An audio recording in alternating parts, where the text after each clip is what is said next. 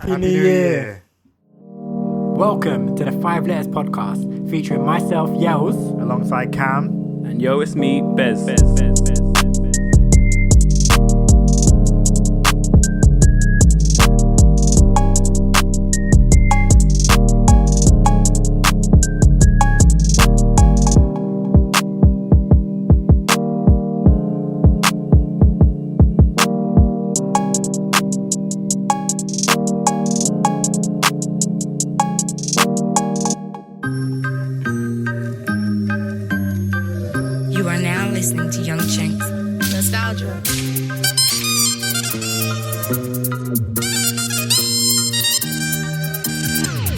Fly up now when I'm feeling down. I wanna do retail therapy.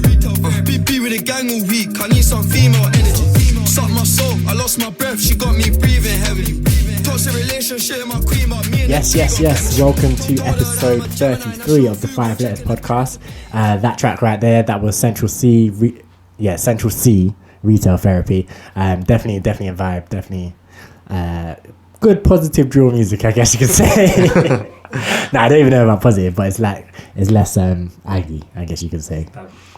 Yeah, drill in the mainstream anyway. Drill's gone way more soft in terms of it's themes and stuff, which is cool. There's still that aggy stuff out there as well if you want to look for it. I think we might play one later. But yeah, episode 33 of the 5 Letters Podcast. Also, Happy New Year. You would have heard us say that earlier, but we'll say it again. Happy New Year. Happy New Year. Welcome to 2022. I hope your year is filled with many beautiful days, many blessings. But yeah, how are you lot doing? We got, Bez across from me and we got Cam to the left of me now, which is odd. He's usually on... No, it's the double way around. Yeah. Bez is usually on the left and Cam is usually across from me. But yeah, it's switched up. We've got a new recording set up. Temporarily, we're going to be working on it. But this is us recording from home. We're working from home, like Boris said. But yeah, no, talk to me, guys. How's your 2 weeks been? How you look been since the last episode? Cam, you feeling any better? Yeah, of course. I'm healthy now. can move around, can do things, So yeah, last 2 weeks, what have they been? Nothing much. Gone back to work, obviously, in the new year. Wasn't great. I had 3 weeks off. It ended up being 3 weeks because I had a week off that I took off. Then I had a week off because I was sick. And then I had another week off because office was closed. So I had 3 weeks. And then now I'm back and I'm like, this is long. That must have been so hard to come back into, getting back into the rhythm of actually having to get up. I'm barely working. I mean, I'd sorted my sleep schedule out so I could get up on time. Mm-hmm. So I'm actually feeling better about waking up to start work than I was before. But it's long. I'm trying my hardest to just do the minimum, minimum amount of work possible. Yeah. But yeah, that's been my 2 weeks. Just doing the minimum amount of work possible and staying indoors. Yeah. Pretty much. Yeah. What did you do for the new year? Did you all right? So I know you didn't go out. Well, the listeners don't know you didn't go out, but I mean, I guess they could assume if they listened to any other episode of this podcast ever. But yeah, I know you didn't go out. But what did you do? Did you just ignore the new year altogether? Did you just go to bed, or did you at least did you do a countdown I didn't really do anything. I did nothing. I didn't even say a Happy New Year to anyone in person. Really, I just sent a few messages out, Happy New Year to whoever, a few of my friends. Did a quick phone call with one of my friends, not one of my friends, a few of my friends again, just catching up. And then, that was it really. And then I celebrated by pulling an all-nighter. That's how I celebrated. I was just doing what I'll do during the day. Just sitting, watching, playing games, whatever I felt like doing, just enjoying my time before I had to go back to work, but that's it really. Bez, what about you? How's your 2 weeks been and how did you celebrate the new year? So 2 weeks, back to work this week, which started again on Tuesday, which was, it was hard. This week's been a struggle. I said this week's just flown by as well, but it's just been such a struggle to actually get up and work. So that's been, and then trying to get back into working out and that, but Okay, Henchy. January, everyone works out in January. Nothing new. So yeah, trying to get back into that. I haven't gone to gym though, but I was going for runs. So then yeah, New Year's. Well, yeah, I kind of did it all nighter, but I was out. And I did it all nighter, so Alright. yeah, a bit of a mess up really, because we got there to the place. So we was going to go Shoreditch, and we went to Shoreditch. Got to the place, was in the queue. Obviously, New Year's happened. We were In the queue, yeah. Fireworks. We thought, oh wow, it's nice now. Then as we get to the door, the guy just moves the railing. Like, nope, 12 o'clock cut off. Wait, you can't come in anymore. Bearing in mind, I was there as well. So bearing in mind, we'd been there for about 5-10 minutes before. So we were in the queue, like, yeah. For about 5 minutes, 10 minutes or something, waiting to get in, and they were slacking. And yeah, got to 12, zoom, cut off. One of our friends actually got in at this point as well, and then cut the queue off. Said nope, can't get in because there's apparently police in quotes watching their place because we got shut down recently, and they now can't have people come in on the 12th, even though the places are closed at like 3 something.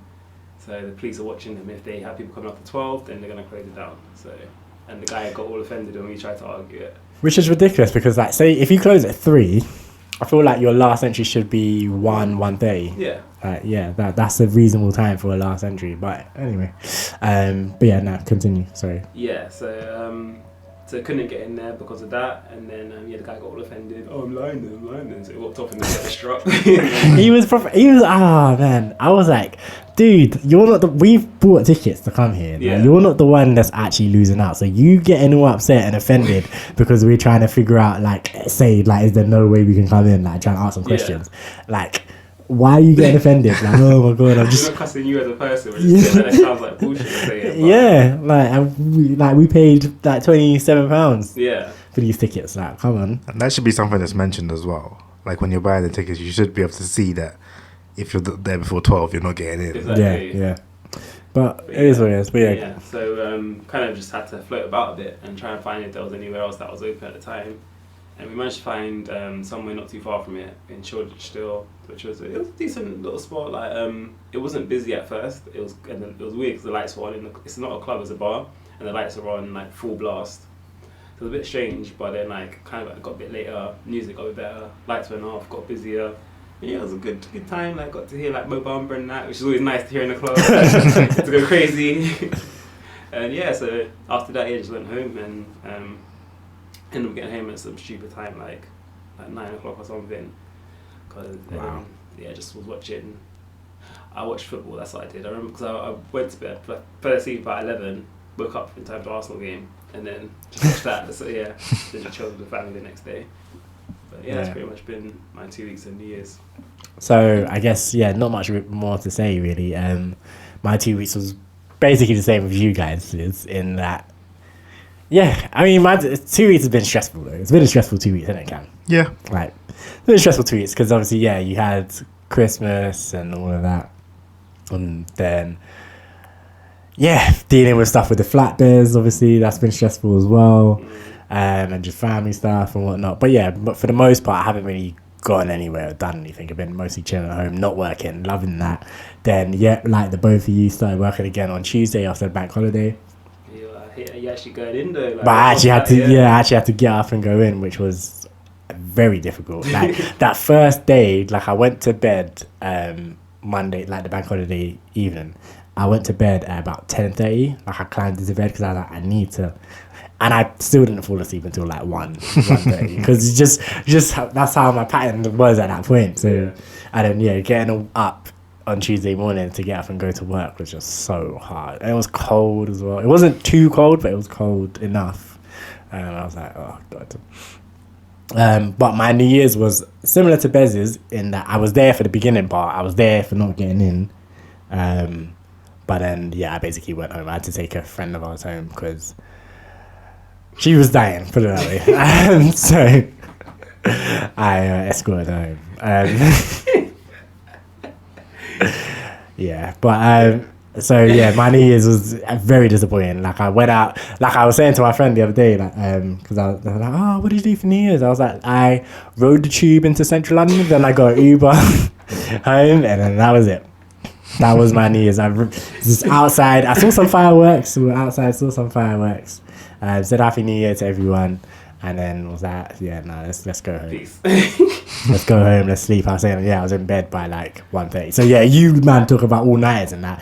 I was in bed by like 1:30ish or something. Okay. So,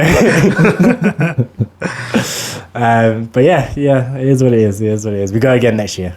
This year. This year. You're right. End of this year. But yeah, that's been basically my 2 weeks. And then just been working.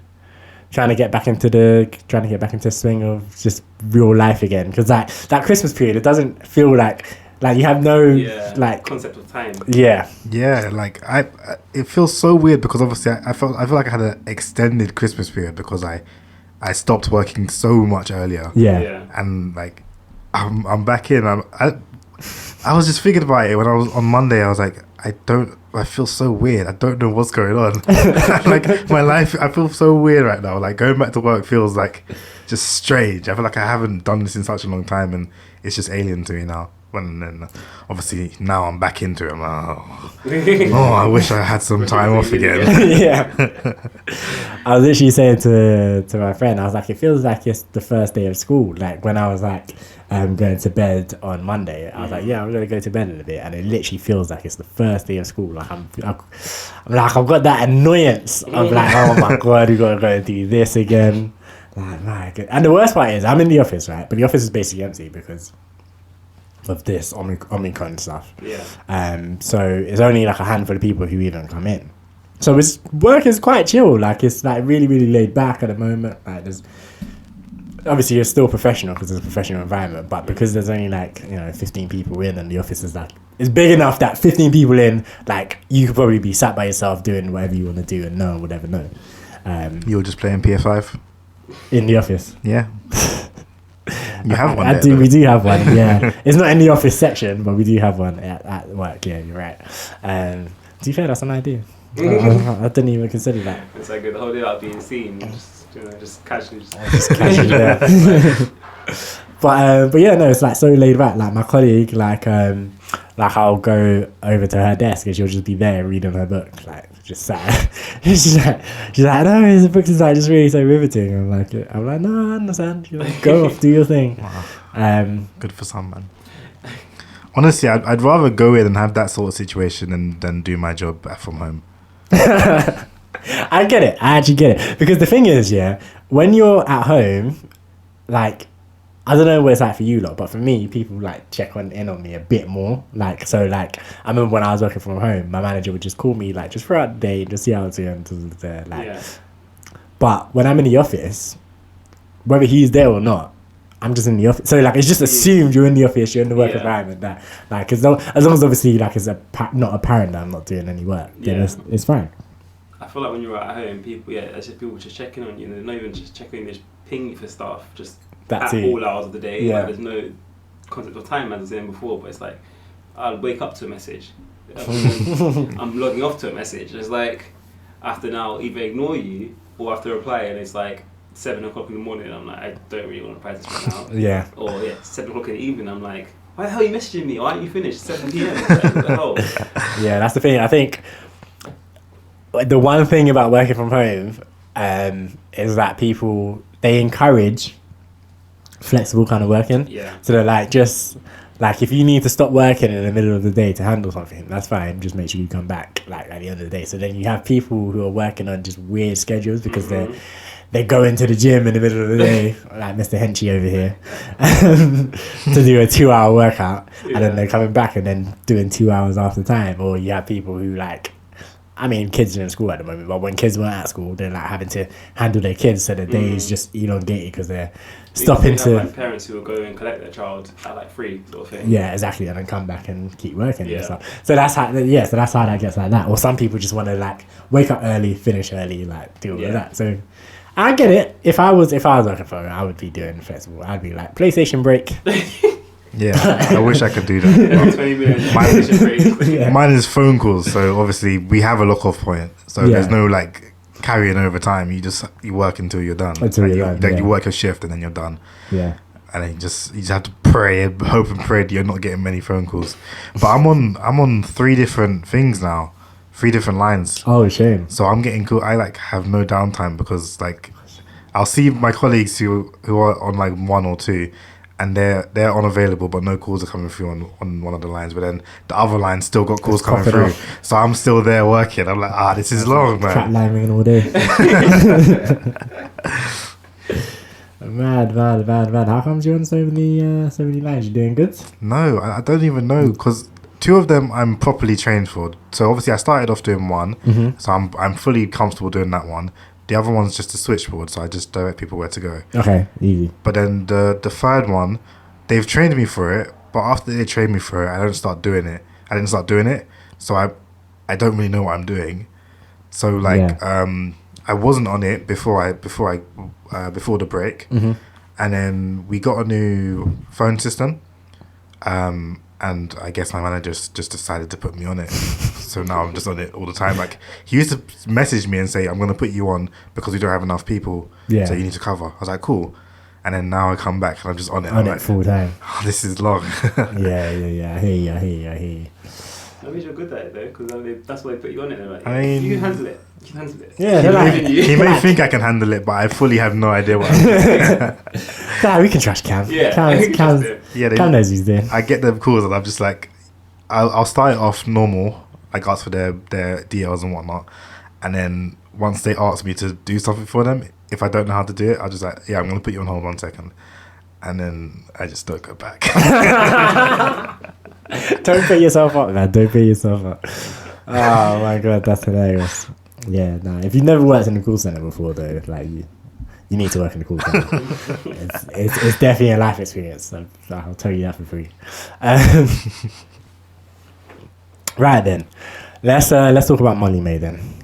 Let's do it, because Bez brought this to our attention 2 seconds ago, right before we started recording, and I was like, okay, we don't need to talk about it, but I kind of want to talk about it. Yeah.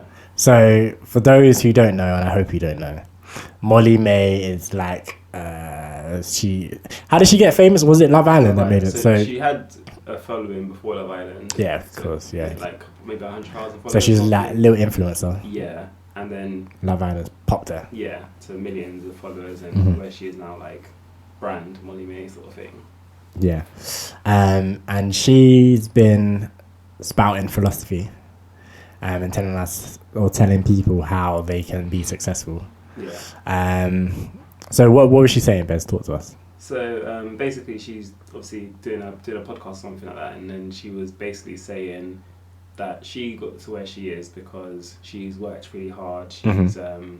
She's basically she's worked her ass off for it, and we all have the same amount of time in a day, and that's what she's used her time in the day to get to where she is, sort of thing. Yeah. So she's not really using Love Island as an example of why she got there. Yeah. Saying, oh yeah, no, I've worked this hard to get here. That's how I'm here. And the part that I heard that I was a bit like, what? She was like, yeah, no, I understand that everyone has the same financial situations and da-da-da-da, but we all have the same 24 hours in a day. If you want something, you got to go after it and you get it and blah, blah, blah. This is how I've got what I've got. Yeah. And I'm like, that is just an extremely ignorant thing to say. I mean, from her position, you can say it. It's very easy to say that. It's very easy to say. Yeah, of course. It's very easy to say. And it's very ignorant to say. Yeah. Like, I'm like, you just need to... I feel like these people like that are just like, do you not have any friends who have, like, struggled? Like, because clearly, like, or maybe you do and you're just disrespecting them. Yeah. Because, like, I mean, I guess not anyway. But I'm like, even if you're doing well, like... because you efficiently use your 24 hours, let's say, don't you have like a friend or a family member or someone who you can turn and look to and say, do you know what, that person clearly works really, really hard, but they're still struggling because of whatever reason, because that's how life is. Like, and it's just something that I always think about. I'm like, I know so many people, or not necessarily so many people, but I know a lot of people who are hustling, like juggling all kinds of things. Like, obviously I do music, stuff. And I know people who obviously they work their full-time job, then they go to the studio, then they go from the studio, like if they're like a rapper or something, they'll go to the studio from this time to this time, then they got kids, so they'll go home, they'll like make sure the kids are cool, then they'll come back out, film a music video in the middle of the night because that's the only time they have time to do it. Then that boom boom boom boom boom, trying to juggle all these things, working extremely hard, also talented. Then it's not to say that they're not good at what they do, but because of their situation, i.e. full-time job, kids, whatever, no matter how hard that they work or how much they're pushing or whatever, their 24 hours ain't doing the same it's not doing the same things for them as say Molly Mae's 24 hours because of their situation. So I feel like that we all have the same 24 hours. It's like you have to, in order to maximize that the potential of that 24 hours, for example, you have to be you have to be in a good enough position to be able to do it. Yes, exactly. I don't know what Molly Mae's background is like, but I'm sure her parents are pretty wealthy. Her family could be wealthy. Like I saw people say that she's got like holiday homes in Spain and all this kind of stuff. I don't know if that's true or not, but like obviously if she would take her 24 hours to do nothing in a whole day, and then her parents are going to give her money for that week, that she could spend a week to do her Instagram, and she doesn't have to work because her parents are just funding it. I hate it because it's almost always like these people who come from, if not rich or extremely wealthy, but just comfortable backgrounds, like backgrounds where okay, maybe your parents are driving Ferraris and Lamborghinis or whatever, but then backgrounds where when you were a kid, if you asked for anything, you would get it, like regardless. Like, so maybe your parents aren't super wealthy, but comfortable enough to provide you with anything you wanted, whatever. When you go to uni or whatever, like you're not eating super noodles. Like you're not like the rest of us. like you're shopping in Marks and Spencer's. And you're not working. Yeah. That was one thing when at uni and people's like parents did a shop for them. I was there sitting there like, my brother dropped me off and went. Thanks for it. But housemates all coming through, their parents doing the big food shop, bringing all the new cutlery and like, and I'm just there like. I have to figure this out myself. Because it's like the same kind of thing. Like some of the Kardashian sisters have said like similar things before. And it's like, okay, like I'm never going to be the one to take away from what you've done. Like, so you say you worked hard, props. I believe you, like, and you're clearly very successful. I can give you that. But for you to then turn around and just look at people who are less successful than you and then just forget about your every benefit you ever had and then just say, nah, it's because I worked hard and I maximized my 24 hours. I'm like, come on, man. You got to at least admit, like, nah, my parents were like, this, they put me in a position. Big leg up. Yeah, like if we were a Kardashian thing, you had Kim. Like, she paved the way for the rest of them girls to like do what they did. And they were wealthy in that before as well. Because of Bruce. Not Bruce. No, I can't think of his name. It was Bruce. It was Bruce Jenner. No, but the dad's the lawyer for OJ. Oh yeah, the other one. Yeah. Oh, the Kardashian dad. Yeah. But it was alright. But it was Bruce as well. Chris was very like whatever, like just their whole family structure was just solid. Did not come from nothing or anything. Nah, like Kim before she was famous, she was Paris Hilton's little like buddy. Yeah. Like, and Paris Hilton's obviously daughter of Hilton Empire. Yeah, exactly. So like they were in that sphere. Like so. Yeah, like again, like I say, not to take away anything. They've taken millions and made it billions. Yeah. Fair enough, but don't forget you took millions. Don't forget you took the millions and flipped it. But yeah, like so when I'm here flipping my 50p into a pound, like, let me live. That's my 24 hours. Alright, man. This is me making my 24 hours work for me, man. Like, I will say about Molly Mae, like she did obviously have followers before going on Love Island, but even her going on Love Island, like apparently she got asked to go on it. She didn't even have to apply or anything. Like she's got asked to go on it and went on it. So, but then you got to say she's done well from Love Island because the people have actually been on Love Island and she's the biggest one. Mm-hmm. But she obviously got asked to be on Love Island, so that's again a massive leg up. You don't even apply, just like come on it. The part that irked me though About just I didn't listen to the whole interview or whatever it was, but I heard a clip, and the part was like, "Oh, I've said this before and I've gotten slammed." And I was like, "Well, why are you gonna say it again?" And like she lists the reasons why people slammed her, which is basically what we've been talking about here. And she's like, "Yeah, no, I understand all of that, but," and I'm like, "What do you mean? How you don't understand all of that? Then if you're gonna put a but on the end of it, like, you clearly don't understand it." Like, yeah, no, it is ridiculous. But no, props to you. You know, what was she the creative director of Pretty Little Thing? Yeah, that's Yeah, so props to her. She's doing her thing. Like, she's definitely doing her thing. You guys in 24 hours as well. Definitely using her 24 hours as well. Definitely. Yeah. So, both of you, since we talk about 24 hours and we all got the same ones, what would your ideal 24 hours be? I would sleep for 24 hours. I would sleep. All right, maybe Molly Mae was right. But no, people ain't using the 24 hours, right?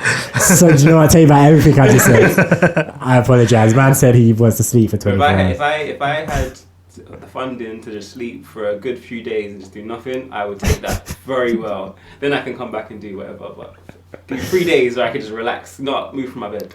All right, we're moving on for you. I know Cam's going to give me a serious answer. He's going to have actual things that he wants to do. Come, hit me. okay.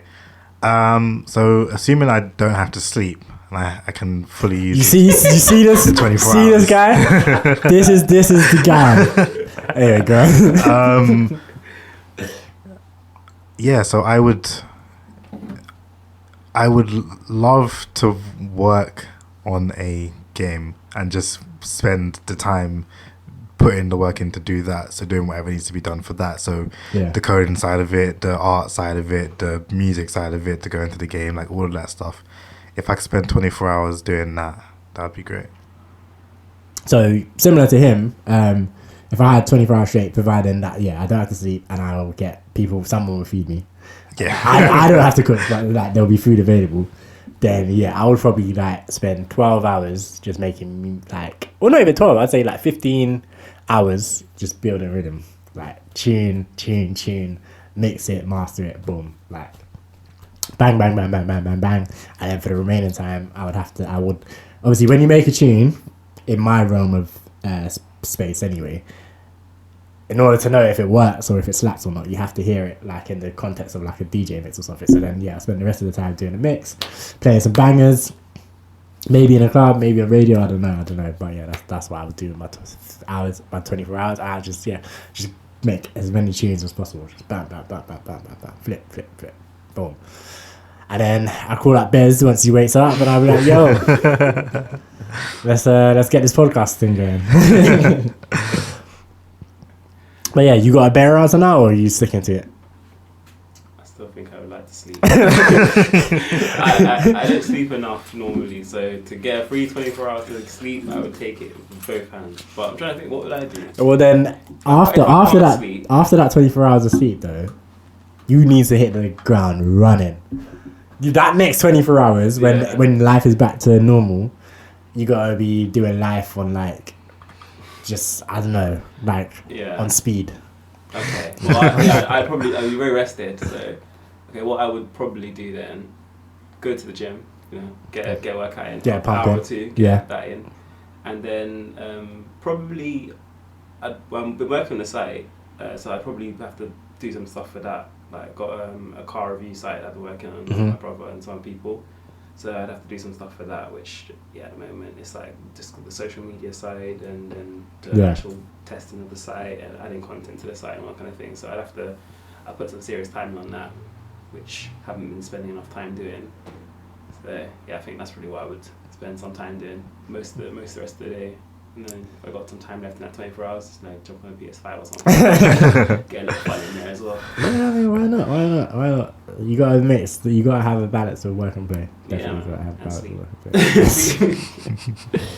Oh my god. So I was playing darts yesterday. Darts? Yeah. Like the actual physical.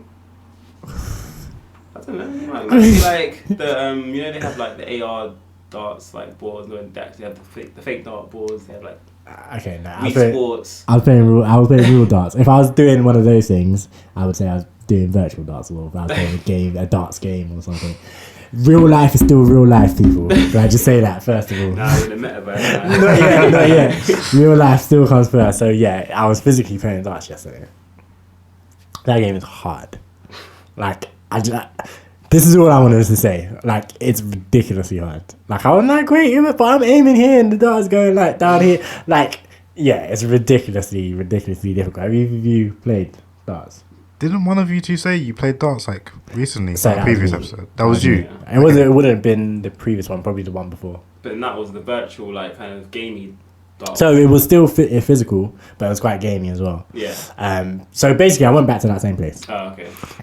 But this time I took it a lot more seriously. So the first time, it was my work's Christmas party.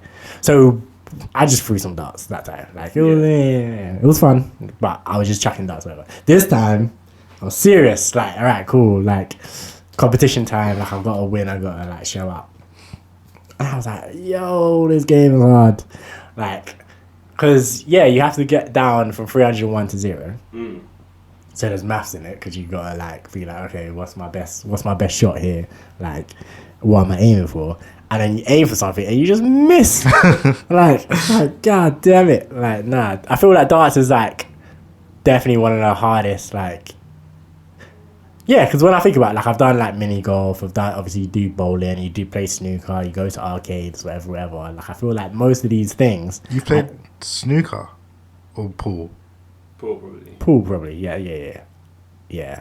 I don't think I play snooker. You're right. Pool, but I mean, same difference, man. Yeah, say that to professional pool or snooker players, or probably snooker players more likely than Don't pool be players. offended. Yeah. I'm not playing that sport.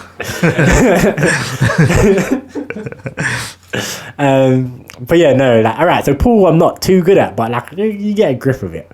But I feel like it just depends on how much you play it, because like I remember the first time I played pool and I was like, I don't even know, man. Hitting the ball was difficult enough. Trying to hit the ball to go hit some other balls was like hard. And then I've definitely gotten better in terms of like my form and everything. Yeah. But like if you think about the first, obviously bowling, you've been doing that since you were a child, so now you're comfortable. You don't do it often. But you've done it enough times, like. I guess. It's one of those muscle memory things. Yeah. So I feel like your first time doing darts, of course, is going to be difficult. Like, but if you keep going back, I mean, okay. Well, not keep going back, but if you like the next time you do it, you'll feel better. The next time you do it, you feel better. So like I definitely think that's right. I definitely think you're right about that. But I still think it's harder than, like, for example, golf is not something that I've played. Like, I definitely wasn't playing mini golf as a child. It's something I've done pretty recently. I think the first time I went was pandemic time. So yeah, the last 2 years was the first time I picked up a golf club and started like doing like mini golf. But I've always been not necessarily good, but decent enough where I feel competitive like in what's happening. Yeah. Like darts, like I was like, this is, I'm literally throwing and praying. Yeah, I also think that I think mini golf, obviously it ramps up because you start at like an easier hold and then it ramps up and gets harder and harder. Yeah. With darts, there's no ramping. It's just you're straight into the deep end, from the beginning. I mean, to be fair, it does get harder because, for example, so if you're playing like just traditional darts where you're 301, you need to get to 0. Yeah. When you start, you can just hit anything basically, but once you get down to the nitty gritty, you can go bust. So you don't want to. So you can't hit, like, so if you have 10 left to get, you can't hit 12.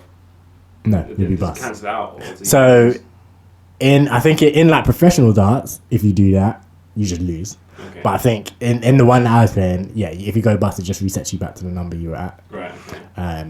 So yeah, it's fine. But yeah, you have to end perfectly on what you need. But yeah, that's difficult because then at that point you literally, like, say for example, I got down to 2, and I just had to hit a 2. That was it. I guess I could have got a 1 or a double 1, but pretty much I just had to hit the 2, and like anything else was like bust, which is a lot harder than when you first start, because when you first start you can hit whatever and it'll take you down bit by bit. How are you throwing? Like this? Some of this? That? Why don't you throw like that? Backwards. I'm pretty sure some of the pros do this one. I mean, no one can see what you're doing, but like a backhand one, like a backhand throw, not overhand. instead of like from the shoulder forward, from the throw chest. from his chest. Boom. I guess. I mean, I've not seen it. I don't watch darts. That's not my particular idea of a good time. Underarm, you know. Yeah, I think if you threw it underarm, it probably wouldn't even like stick. It might hit the ceiling, but probably if it did hit the dartboard, it probably wouldn't stick properly. Yeah. But yeah, no. I mean, I use the shoulder method, from the shoulder, past my ear, just like that. Just thinking about it, it feels awkward. Did it feel awkward? No, that's how people throw darts. Like, I know that's how people throw darts, but I just feel like it's awkward because obviously you're only using, like, if you're throwing a ball, that's easy. That makes sense. But throwing a dart, it feels. I've obviously never held a dart or thrown a dart before. This is just like a pen. They're quite weighty, so they've got some weight to them. But it's like throwing just like a chunky pen. You could throw a pen like that. Surely you can. Come on, man. I don't think I've ever. And keeping it straight as well. I don't. You don't want to keep it straight though. What do you mean? Keeping it straight as in keeping it level, like, because obviously you don't want it to be spinning. When you throw it. Yeah.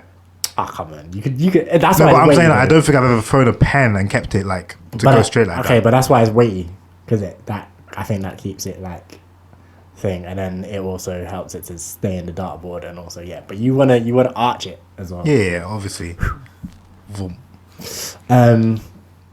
But yeah, no, really, really random. But I just wanted to tell you, like, the darts is really hard, or I find it really, really hard. So I haven't played darts like that, not properly anyway. Like, you just throwing a dart randomly at a board. That's about the furthest I've gotten. But no, I actually tried to play. Yeah, no, I definitely hear that. You get any bullseyes accidentally? I didn't get any balls. I did make a few like really, really good shots. Like, there was one time where we were playing like a different game. It wasn't like the traditional darts game, and I needed to hit.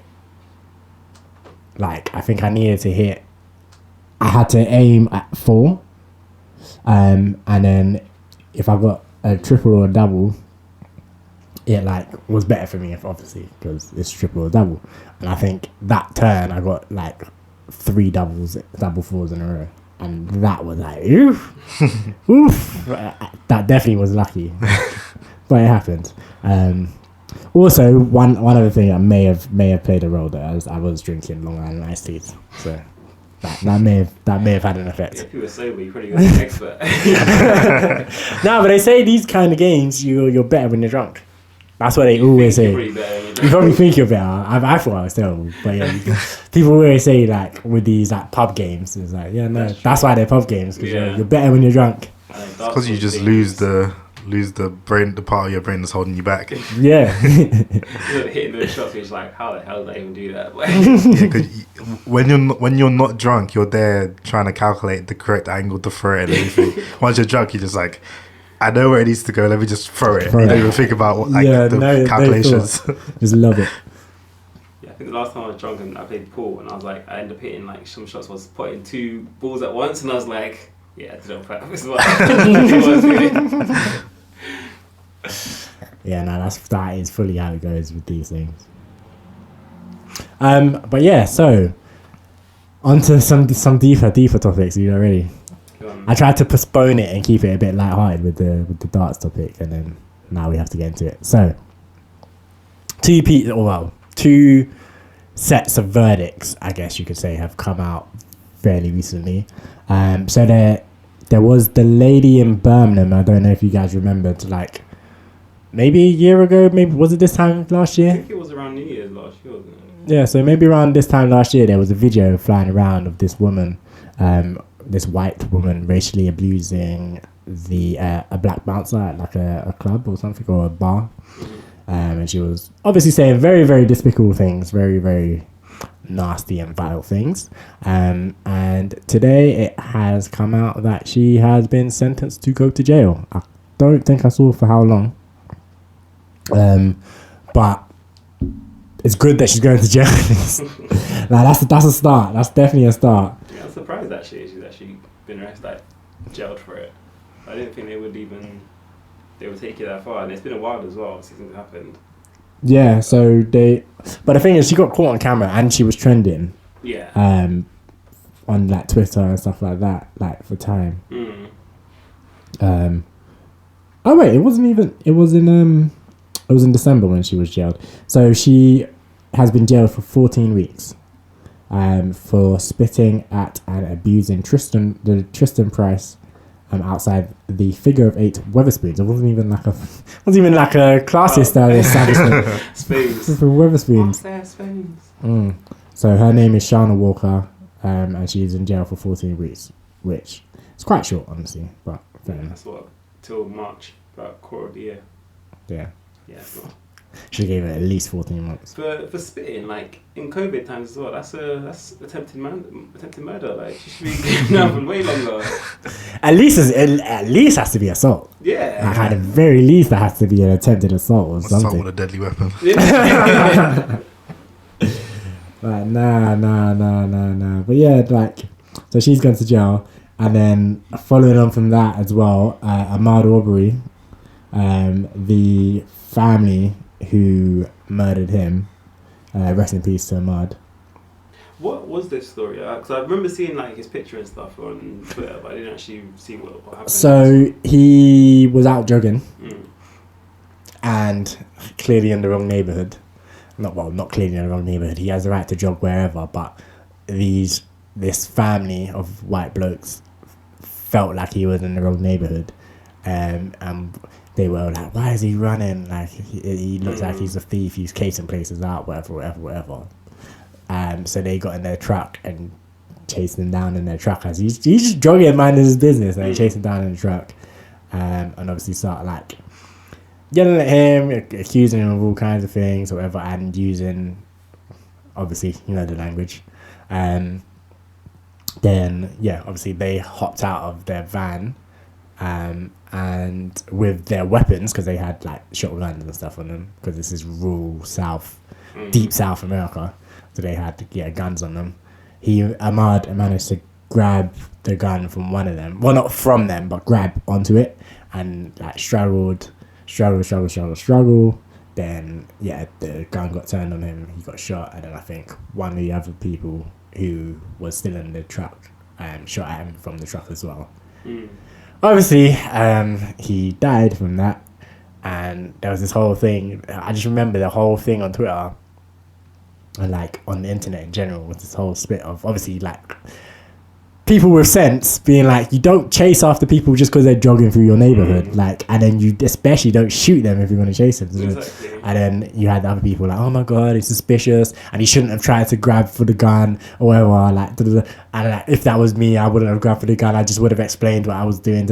I'm like, excuse me, if 3 people would hop out of a van with guns like on me, I am gonna feel very, very threatened, and I'm probably exactly gonna try and grab someone's gun or something, because absolutely not am I gonna stand there while you're calling me the N-word and all sorts, and casually just be like, I'm just gonna let you shoot me. I'm just going for a run around the neighborhood. He was literally just running through because they found like CCTV footage of, or like house camera footage or whatever it was of him, and he's just jogging. You see him jog up, like he stops, he catches his breath, he looks at there was like this building house that was being renovated or built or whatever.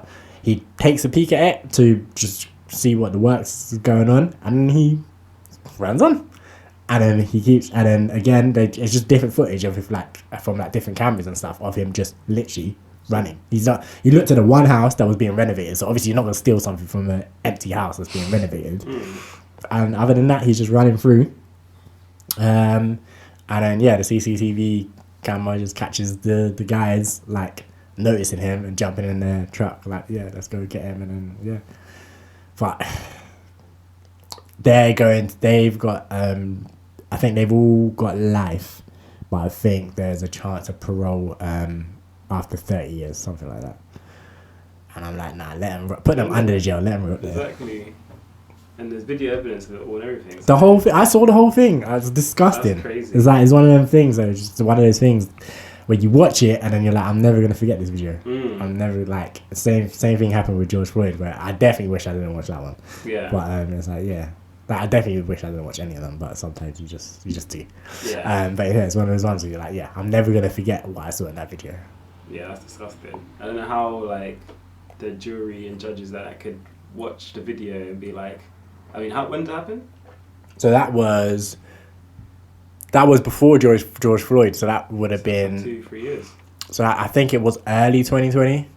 So about 2 years ago. So yeah, so for one, take them 2 years to give them a verdict on how long they're going to be in jail for, and then you can also say, oh, well, good behaviour, you'll be out in 30 years. Like, you just seen these lot chase a man down and murder him, and then you say within a couple of years, not a couple of years, but 30 years or less. I think the judge even said he was being very strict as well. I was like, you could be stricter. You could be, yeah, that's exactly it. You could be stricter.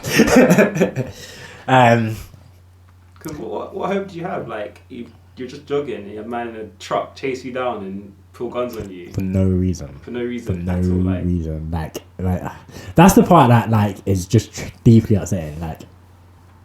It would literally, if he was a white dude, same age, same build, doing the exact same thing, like he would have been fine. If you and that's the part that's just truly that super upsetting, because it's like it's like, why? It's literally just like, why? Like, just mind your business. Yeah. Like, literally just mind your business. Like, it's literally just because he don't live here. He's a black guy. He don't live here. Like, what's he doing? He must be doing something dodgy. Let's go catch him and find out.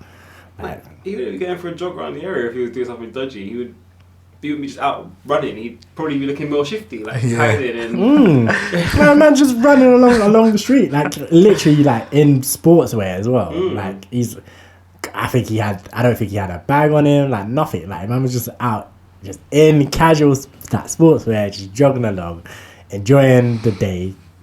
And yeah, they said no more days for you. Yeah, they need to make gun laws stricter in America. Like, it's so dumb. American gun laws are a joke. Like, honestly, I don't know how. Like, I know some people who say America's hell on earth, and I think they're not far off, man. That place is cursed, bro. Like, just everything. Like, whenever I hear anything about it, I'm like, Christ, like, whoa, this place is crazy. Like, even to move on from the racism and that, there's racism everywhere, but even to move on from the racism and that, like, even with their healthcare and stuff, like, oh, I'm dying, I need an ambulance, but don't. But I beg you don't call it, because I can't afford to pay. Once I'm healthy, they're gonna give me a bill, and I'm not gonna be able to pay for that. Yeah. I need any kind of medicine, or something. I'm diabetic, so I need insulin. So now I need to fork out 50% of my salary to buy insulin every month. Of them it's ridiculous. Like, how the hell can you charge people this? It's outrageous. It's literally like, okay, you've got this health condition, you are going to be in debt for life. But Molly Mae, we all have the same 24 hours, right? We all have the same 24 hours, right, Molly? Yeah, we don't really think about any of that. Nah, you have to work at half the salary to just live. Just to live, literally, just to live, just to be healthy. Like, I need to be spending all this money on insulin. Like, it's ridiculous. And the same thing applies to people with glasses, this, that, the other thing. Like, I had an American friend. Terrible eyesight. Oh, well, I don't want to be too harsh. Not terrible. But definitely, like, needed glasses. Yeah. But our glasses here can be expensive. If you want them to be. You can get some cheap glasses as well. But in America, it's damn near, like, it's basically very pricey, put it that way. Like, yeah. So it's like, because here the expensive glasses is the frame's expensive. Yeah, it's the branded luxury kind of like thing. But even those are probably, like, I'd say that £300 probably for like a nice pair of glasses. I feel like they're probably more in America. But over there, the steps to get glasses is obviously you have to get the eye test to find out what you need, and obviously you got to pay for that. Yeah. Well, you have to pay for eye tests here as well, but they're super cheap. It's like I think it's like £15 or something. It must be cheaper than that. No. I feel like it's around. It's not 40. Around, yeah. I mean, 40 is still pretty cheap. But I was thinking maybe like 15, 20. But yeah, no. But yeah, you have to do the eye test, which if it's £40 here, it's probably £400. Maybe not that expensive, but it's definitely going to be more over there. Then, yeah, you got to buy the frame, buy the actual glass to go in it and everything. And it's just, very pricey. And like everything's just a pricey endeavor when it comes to health over there. And I'm like, so you're wild with the guns, you're wild with racism, don't help nobody if they're dying. Like, just don't help people in just general. don't help people in general. Just hinder everyone's life with all your garbage, all your crap. Make everyone's life just that much harder. Invade every other country. Like, and then have the audacity to be like, we're the greatest country in the world, land of the free, home of the brave. Get out of here, man. It's free here. Yeah, it's even free to breathe over here. it's not any free here, bit. And like, this is America, none ain't free. Alright. And there's also like just weird things, like you go in the shop, you see the price of the thing, you get to the till, it's more expensive. Why? Because there's tax added on after the fact. Like, why you just tell me what I'm paying?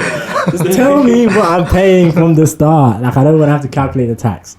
And there's the thing, like when you go to restaurants and the workers expect tips, like they expect it. It's not because that's their pay. That's their pay. Yeah. They're like, oh no, you like the establishment I'm working for doesn't pay me. You pay. Yeah. I make my money through tips. Like, what do you mean? You need to sort that out with your boss. Don't talk to me. You need to unionize and sort that out with your boss, because that's outrageous. Yeah, like, literally. they get paid like $3 an hour or something. Like, right, it's gross. I've seen a few like tweets and where they tweet out their whole salary, and it'll be like free like a month worth of work, a couple like I don't know 30 hours or whatever in a week, and they're getting like $4 after it. And it's like, excuse me? Yeah, no, it's just tips. And I get it because, or I have seen the logic behind it to be fair to them in some other way, because you can get tips quite well. So obviously it's going to fluctuate, but I have seen people, like I think on Reddit especially, I saw like a thread where like it was, I can't remember what it was, but it was like a arts Reddit thread, and I think someone said something like, oh, waiters and waitresses of Reddit, like what was the highest tip you ever got, or something like that. Yeah. And like there were people in there like, oh yeah, no, I got like a 2k tip one time. And I'm like, okay, yeah, like I get it, that must be like that's a good day, man. That's a good day. That's a very, very good day, like to just walk out with $2,000 cash in hand. Yeah. Like, A month's salary for some people. yeah, so I get it. But also, I'm like, nah, you need to be able to have a basic standard of living first before we start talking about that. Because that's not going to be everyone. Not everyone's going to get them 2k tips. And not regularly either. And not regularly either. Like, it will be like, yeah, I once got a 2k tip and that was it. Like, first and last time that happened. But, so I do get it, because, yeah, you can get, you'll have a good day where you'll get a large amount of tips, but then you'll have bad days where you'll get pennies, and then you go home and starve because your salary doesn't do anything for you. That's madness. I don't even get. I guess you need to work. So, but then like, well, how can they pay them so little as an establishment, and then still have them employed and working ridiculous hours as well? And it's exploitation. Literally, it's just life, man. The way the world works, unfortunately. Facts, yeah. The world's harsh. The world is definitely too harsh. Molly Mae's world, where everyone just has a nice 24 hours. It's good 24 hours to get to do what you want. 24 hours to just hustle. Hey, man. And that's the thing. That's and another thing that annoys me. Sorry, Molly Mae, I don't mean to dish you so hard, but another thing that annoys me about people when they're like, oh, like I'm so successful because I worked hard, blah, blah, blah, blah. It literally just negates the hard work that other people do. Like, there's so many people who work hard doing so many different things. Like, but I mean, success in this world is valued in very limited. It's looked at in very limited ways. So like, she's very successful because she's made quite a bit of money from what she does, and she's got like a large following or whatever. But there are people out there, like I always, like one thing I always say, like some of the hardest working people you'll see are just people who do like manual labor jobs and stuff like that, and they will be struggling like financially, blah, blah, blah, blah.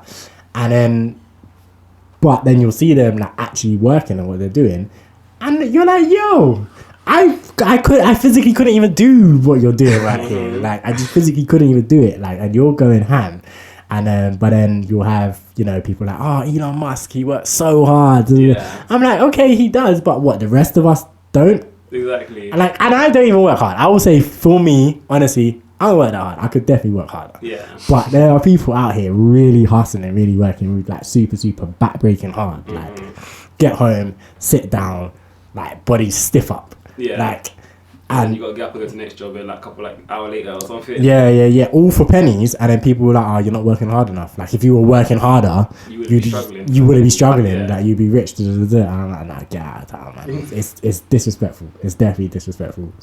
Like your situation, your background plays a lot into things. Yeah. Man, sorry, Molly Mae, but you said it. you did say it, and you did Put say a target on your own back, mate. and you did say you got slammed last time, so I guess you get slammed this time too. Yeah, she should have known better, really. I don't know how she thought it would have changed that this time everyone support what she's saying. Like, What did you say they put on her Wikipedia page, Cam? Under occupation, they added arsehole. Yeah, man.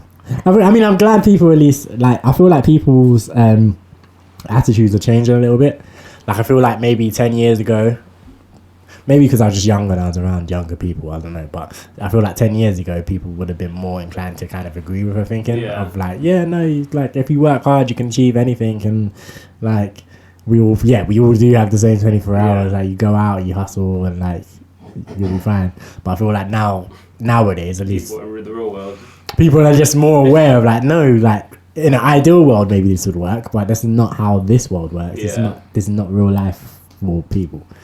Like, absolutely not. So, yeah, man, Molly Mae, you know, big you up and all, you know. I'm gonna buy some stuff for a pretty little thing, maybe. I don't know. Put some more money in her pocket in her 24 hours. Yeah, man, why not? Gotta support good homegrown British talent. No, I'm joking. Man. But yeah, let's get into another track then, and we'll come back. We got some more topics to discuss. So yeah, this one out to System.Inc, out to Stefflon Don, out to who else is on this track? Jax Jones, and it's Tsuki on the remix. We thought we were gonna take it to, you know what? It's the new year. We're feeling good. We're feeling nice. So we're gonna play the Tsuki remix, and we're gonna take it to the club. We're gonna get hyper. We're gonna get active. We know this is Bez's like favorite song of the year so far already. So yeah, let's get into it.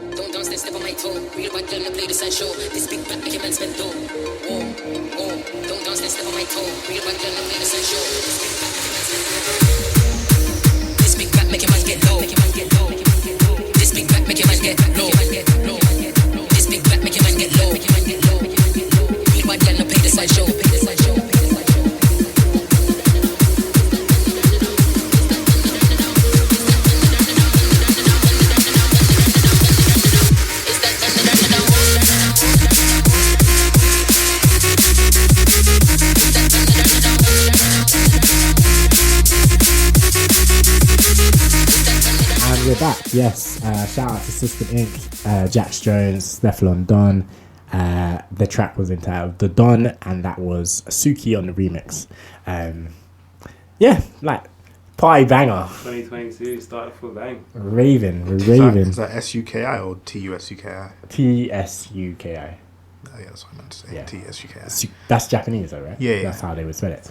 Yeah. I mean, I think they would spell it S-U-K-I as well. Oh yeah, definitely. Like Tsuki and like the name Tsuki. It's like S-U-K-I. Yeah.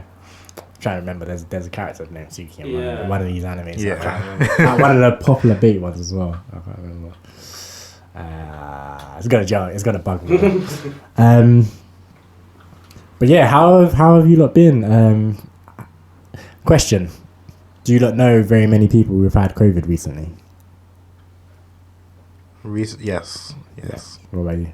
A couple people, yeah. I feel like the past month or so has been the most amount of people that I've heard to have COVID, like this throughout the entire pandemic. It's just been ridiculous. Yeah. It just feels like everyone, and anyone you speak to, it's like, yeah, no, my friend, my mum, my sister, my this, that, the other person like has COVID, and then it was my uncle 2 weeks ago, and then this one. Like, it just feels like it feels like everyone who didn't have it like earlier is pretty much it's just like it's on the tier just going through everyone like since then. Do Do you think people are just testing more now, or do you think it's actually? Nah, I think it's definitely more thing. 'Cause, you know, like all the lateral flows run out, and people obviously stockpiling them now. But I think that's because more people are getting symptoms. Like, so like, I actually think people were probably testing less now than like at certain points. Because like, I feel like people were probably testing loads, let's say September-ish of 2020. Like that end of 2020, yeah. I feel like that's when people were still were most in that COVID mindset. I think now everyone's like, do you know what, pandemic's over, fuck it. Yeah. Like, but I feel like September 2020 to like the end of December, up until when Boris and them man started like messing about with Christmas and whatnot.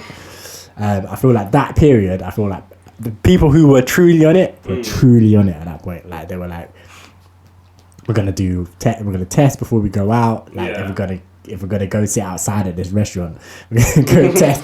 Do you remember? You never did that, did you, Callum? Of course not. Oh my god, it was horrible. When was it? It wasn't September. What was September we did? It was like more. It was more 2021. 2021, wasn't it? Yeah. When that happened, And it was like winter 2021, like March kind of time. So yeah, it was cold. Jackets on, scarves on. Like you have the waiters coming around just offering people blankets and stuff. Like, For real? Yeah. It's cold. It's cold. Just chatting. Like, I got a coat on. My hands just started freezing so much. They're like, the heat is on. The heat is doing nothing. He's doing nothing. These outside heaters, just air. But obviously, as a man, you like can't. You have to firm it. Yeah. Can't sit with a blanket around me. You have to firm it. You have to firm it. Like, you fully have to firm it. You can't. Yeah, it can't be caught. Like, it would be like. That's toxic masculinity, but it is what it is. Fully. Like, hey, that's the world we live in, unfortunately. Oh my god. Yeah, because I think obviously you were saying I think during 2020 people were testing a lot more, but I feel like because of Christmas everyone was doing a lot of testing. A lot of people I spoke to were saying they're taking daily tests sort of thing just to make sure that when Christmas comes around they can celebrate Christmas and go to their family's house and stuff like that. And I know a lot of people were doing tests and that, and that's really how I know a few people got it, but they might have symptoms or whatever. Yeah. I mean, I think most of the people I know that have had it, even if the symptoms have been quite mild, they've had symptoms. I don't think I know of anyone that just randomly did a test or was daily testing or whatever, and that's how they found out. I think everyone that I know that's got it, they either felt terrible or they felt like a little bit like, oh, I've got a little bit of a cough, like let me just check and see what this is. And then, oh, it's COVID. Like, okay, it's fine. It's only a little cough, but at least I know I have COVID or whatever. But yeah, so I think this Omicron variant has been slipping over it. just rampaging. Catching everyone off guard. Yeah, man. I was like, yo, come outside. I dare you. Come outside. But Boris did say, well, for now, Boris, Sajid Javid, and them, man, they are saying that they don't see any need for any further restrictions as the Omicron in England anyway. Yeah. Wales, Northern Ireland, and Scotland do have it quite stricter than in England. It was mad because obviously New Year's they locked down before New Year's, and we're the only country that was like business as usual. Yeah. And they were saying, I saw some people saying the Scottish people were being told, come over to England and have your party. It's like, yeah, just up in Newcastle and that. Yeah. Just come down.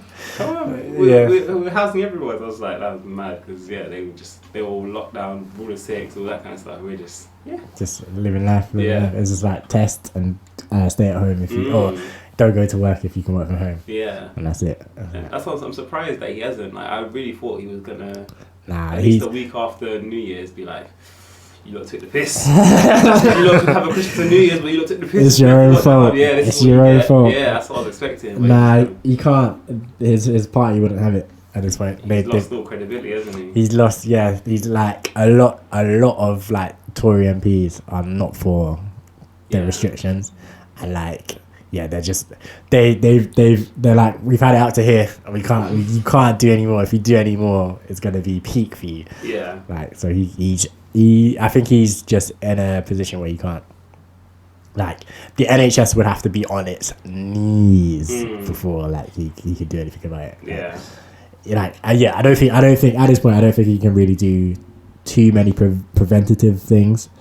without his party revolting. I think it would have to be. I think he would have to actually be like, look, it's already happening. Yeah. We have to respond. He's on thin ice. Yeah. Sort of thing, so can't.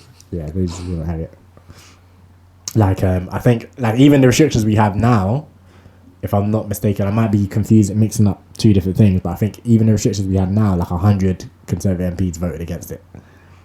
I saw something like that. Actually, no, I'm not mixing anything up. Yeah. That definitely happened. It went through because Labour voted with the government.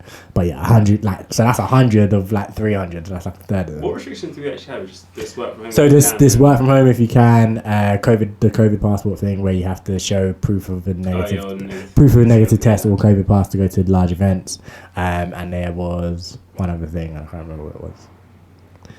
It was masks indoor. Again, yeah, exactly. There you go. That's what it was.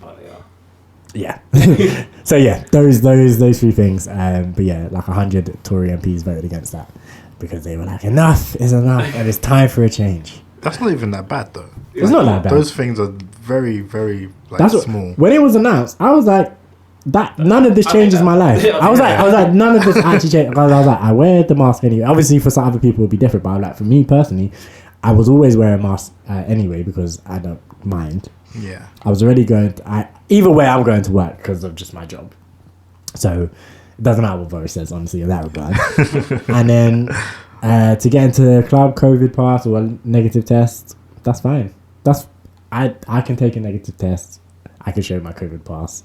That's not a problem. I have a problem. And I feel like places were saying that anyway, like without the government. Even before that, some places were. Yeah, I would have had a problem if they were saying negative. If they were just saying negative, not just negative. If they were saying just the vaccine. So if they weren't allowing the negative test, I would probably have a problem with that because I'm like, that doesn't make any sense. Yeah. Like the negative test says you do not have COVID today. Yeah. The vaccine passport just says you're vaccinated. I'm like, what? But yeah, so yeah, as the restrictions were, I was like, I'm fine with that. I'm like, it seems like I don't know how effective it will be, but it's a reasonable thing to do. Yeah. Funny thing is, like, even the mask, they said it's mandatory now, but like there's the amount of time because before when it was like deep in the pandemic and you're going to like Tesco or something, you're like you run out and you're like, oh shit, for a mask, you have to go back and get it. Mm-hmm. Now I'm like, half my mask. Ah well, it's fine. And they don't even look at you any type of way. They just I kind of go in expecting them to be like, where's your mask? And they just look at you. They don't even look at you when you walk into the shop. And it's like, okay, fair enough. I do mean to wear a mask, but I end up forgetting it sometimes because it feels like it's not. At the time, like during the middle of the pandemic, it felt like it was a wallet, keys, mask. That was the those are the things. Yeah, you pick up as you go. Now it's just like wallet and keys again, whereas the mask is a secondary thought. I think I lost my mask the other day. It was in my trousers, and then I didn't want to put my coat, but I was in my trousers, and I was like, it's fine. I'll get another one at some point. I'll find another one around. And I found it. But like for me, actually, you mentioned Tesco's. So you don't remember the beginning of the pandemic where you had to queue outside Tesco's for like 45 That feels minutes. like years ago. That feels like time ago, bro. Proper like South Park episode. Oh my god. That was wild times. Like big social distancing as well. Like big mad gaps. Mad gaps. Yeah. Big 6 feet apart. Oh my god. Around the block. I still try and stand like far from the person in front of me, but you get people who stand right behind you. Right I'm a bit behind you, uncomfortable yeah. with that. Yeah. It's like, can you just ease up? Yeah, why are you like you don't need to be touching me, okay? But yeah, that was definitely one of the wildest parts of the pandemic. Whereas it's like it's not worth it. It's not worth to go to the shop. You have to stand there for time. Like I'm like, I have to leave the house, and where can I go? I'll go for a Tesco shop. I have to go queue up in the cold for like 45 minutes. like, But literally, I remember I cycled to a Tesco's because I can't remember what I wanted, but I was planning to do like watch some movies or something like that, and I was like, alright, I need just bare snacks because I was planning to do like a movie day. Obviously, when you're in the pandemic, whatever, you're in the house, you ain't got much to do. But I was like, I feel like I'm gonna do a proper like movie day marathon or something. So let's go get like just epic snacks. So I cycled to Tesco's. When I got there, I just saw the queue and I was like, this is not worth it. Like, this is not worth it. I'm gonna be in this queue for a good hour like before I get anywhere. Like, nah. It's literally like the queue to fabric. You just you keep walking, you're like, whoa, what? But that queue at least moves quickly. This queue took long. This queue takes forever because someone's got to go in and do their whole household shopping. It was like one in, one out. Like, oh my god. Oh, I actually forgot about that. That really feels like time ago. Feels like a long time ago. Proper, like. That's where we started, man. That's where we started. Yeah, I was going to Tesco at like random time just to not have to go in a queue. Like because it was in the morning they'd have the NHS people, yeah. And then they can walk straight in as well. But it's just like trying to go at a random time that no one will be there. And you only have to queue up like 10 minutes. But oh my god, I forgot that completely. That was peak times. But have you heard about this Djokovic situation? Djokovic. Yeah, I've been seeing on Twitter about it. Like, it's so weird. I don't know. It's a bit strange because he wasn't going to be allowed to play. No. But then he said that he's exempt. He said, okay, he's allowed to play. Yeah. Then he got there and they said they've done something wrong with the visa. Yeah, and it might be rejected, and now he's in a hotel just chilling. Yeah. So he's in a quarantine hotel. He wasn't going to be allowed to play because of COVID. Because he's not vaccinated. And obviously it's in Australia, and Australia are very strict. Yeah. But then the visa is unrelated to COVID. So, alright, so basically, he wasn't going to be allowed to play because he wasn't vaccinated, right? Yeah. Then he said, I'm medically exempt from getting the vaccine. Yeah. So they did whatever, I think the people who run the Australian Tennis Commission or whatever, they did whatever, they did their due diligence apparently with their doctors and stuff to confirm his exempt status as a true thing. As a true thing, yes, exactly. So he was allowed to come and he got his visa, blah, blah, blah, blah, blah. Then I think essentially what has happened is the Australian government has come along and has kind of said, okay, you tennis blokes, you don't run this country.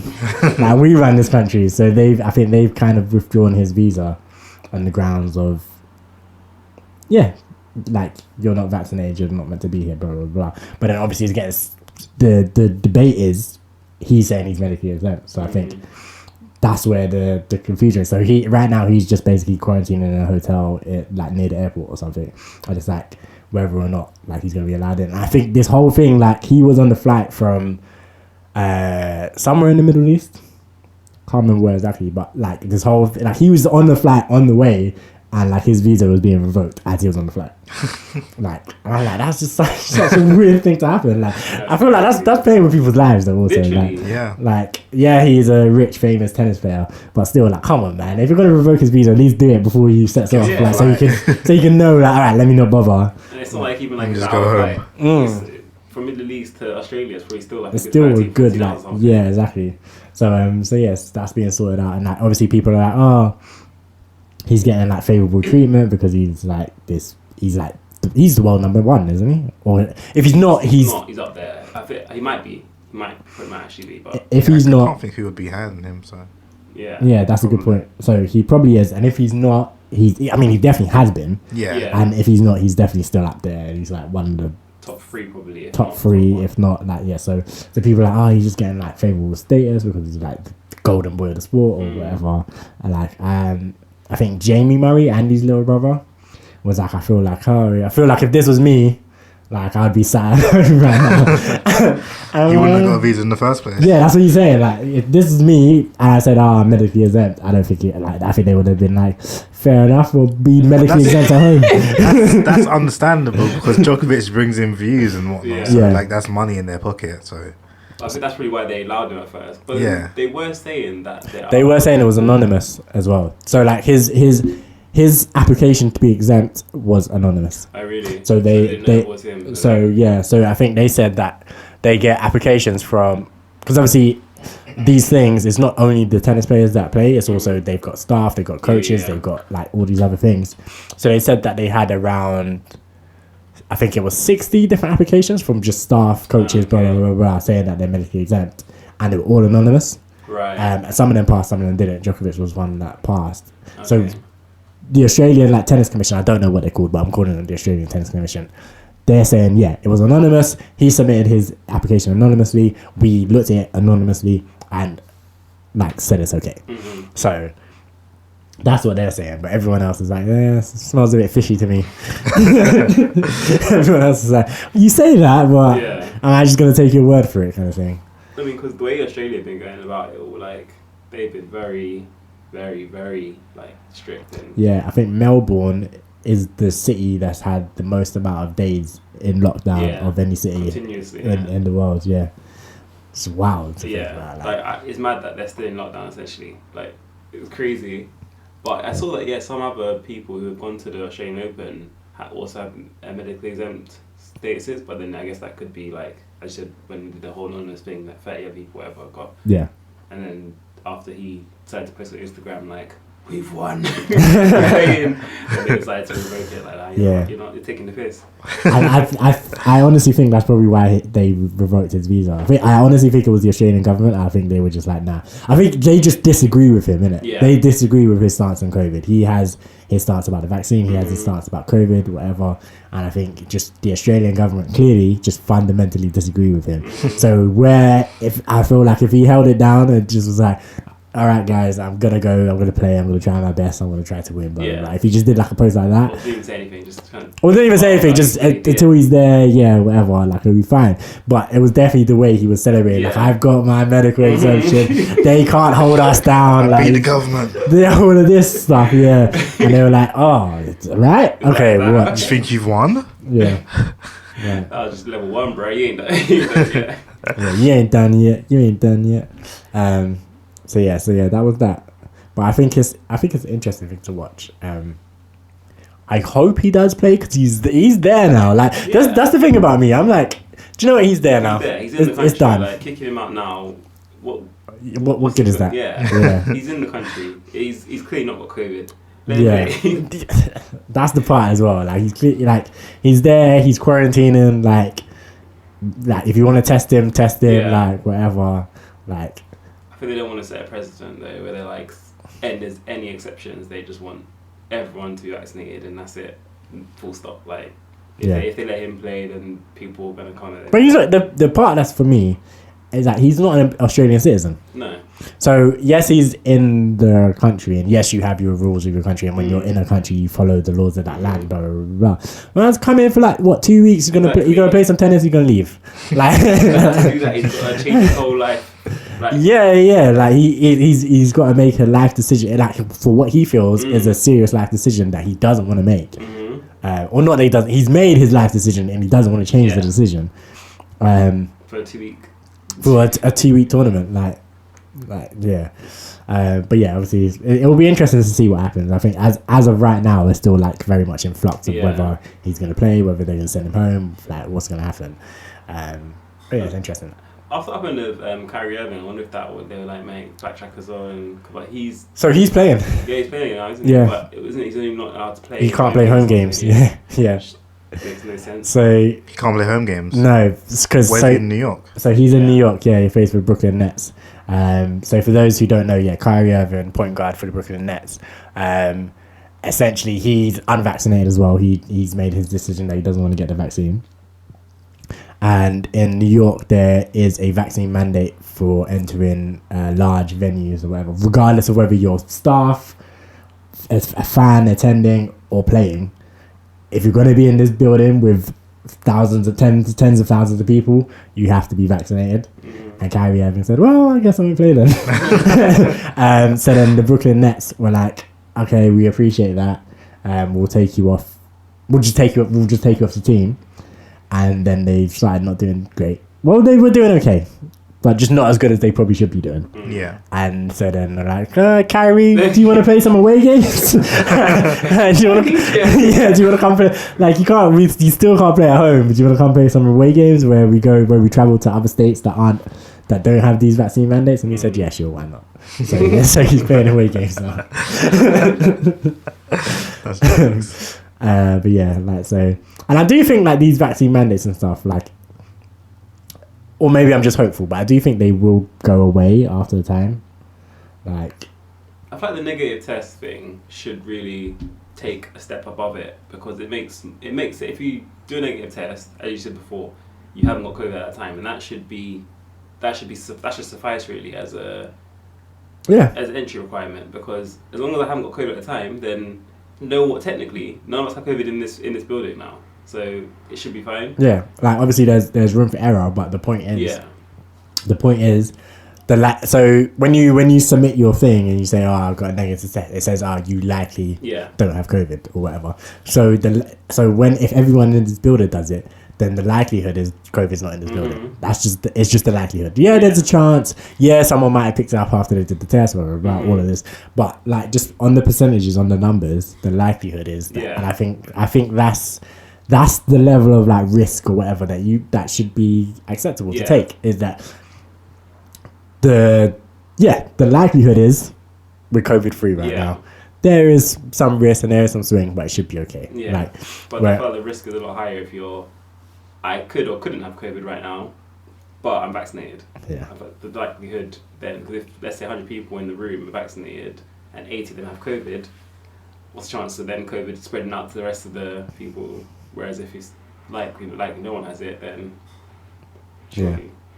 And so they're basically saying, if everyone here is vaccinated, if there is COVID in the room, it won't make it. Their logic is, if everyone here is vaccinated, even if there is COVID in the room, it won't be that bad because the vaccine will protect you from it. Which I guess I don't think that's the most logical way to do things. I agree with you, Bez. Like betting that it won't kill people is not the best way. But they're betting that the vaccine protects you from getting it, but if it hasn't, then it's protecting you from severe symptoms, and also you're less likely to pass on to other people who are vaccinated. But if you do, they'll be protected from severe symptoms. So it's like, it's a lot of like, this but is this, but if it's like this is the situation, but if this happens, then that, and then and I'm like, okay, that all makes sense. I follow the logic there. I just don't think it's the best logic to follow. I do think the negative test logic just makes a lot more sense. Where it's literally just boom, likelihood is there's no COVID here. Everyone's got a negative test, likelihood is that COVID ain't in the room. That makes sense. Maybe the thing they're worried about with the test is that people could be just faking it. They are very easy to fake, which is the problem with them. That is true. Like, I don't know if you guys can hear that, but there's an alarm going on outside. So a car alarm right outside. This is the difficulties of recording in a residential area. So we're just gonna pause for a second and see what's happening there, and then we'll come back. Do you know what the worst part about that was, right? As soon as I stopped the recording, the alarm stopped. Like, instantly. Like, it was literally as if the button I pressed to stop the recording also stopped the alarm. It was like that. It was that on point. But we're back. The alarm has stopped. Whoever was being robbed either stopped the robbery or the car's gone. So I think we may as well just wrap up this episode then. Get into our segment that we like to call What We Watching. 2022, and we still don't have a jingle for this. I do want to remind you all that this is because of Cam and Bez. It's not because of me. This is the jingle. So I just need to complain about it every episode. Is me complaining about just record yourself complaining about it, and then just replay it every single episode. That's jokes. But what are we watching? Who wants to go first? Who wants to start us off? I'll start. I ain't been really watching too much recently. So I'm watching Marathon Kids. Finished that now. It's a good show still. Classic, funny show, funny stuff. What else have I been watching now? We're watching One Piece again because I kind of put that on a break for a bit because there was just a lot of filler. Well, it wasn't filler, but it was a lot of like just recapping stuff that I didn't see again, so I put that on hold and watching that again now. Sick show. And I watched Matrix, the new one, recently. Okay, what was that saying? Yeah, it was about as bad as I thought it was going to be. Bad? It wasn't good. Bad? It wasn't good. Did they do the little lean? Nope. Oh my god.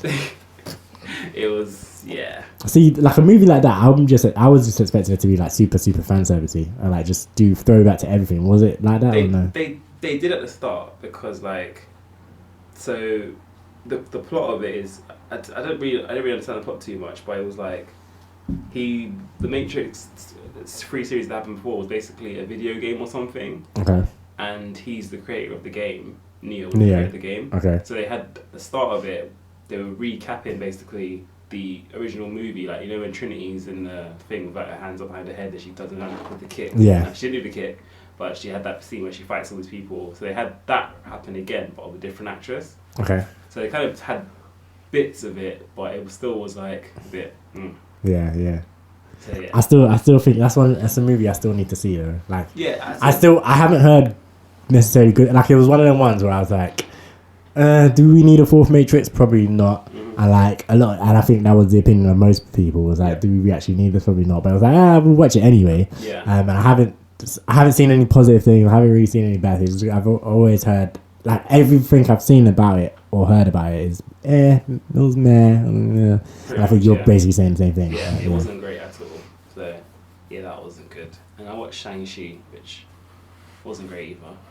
I've been meaning to watch that. I literally put it in my Disney Plus list the other day. And like, I don't know. I just have no desire. Like, I saw the trailer and I was like, okay, this looks kind of interesting, but also I don't have that much of a desire to watch this. It's not great. I fell asleep watching it the first time. They had to just kind of recap it after, and not very good. But yeah, that's about it for me. How far in were you when you fell asleep? So when I first sleep, I was about midway through. So they were, you know, when the actor from Iron Man 3, around that kind of time when he popped up. Okay, yeah, because it definitely peaks early. Like, the first half is way better than the second half. Yeah.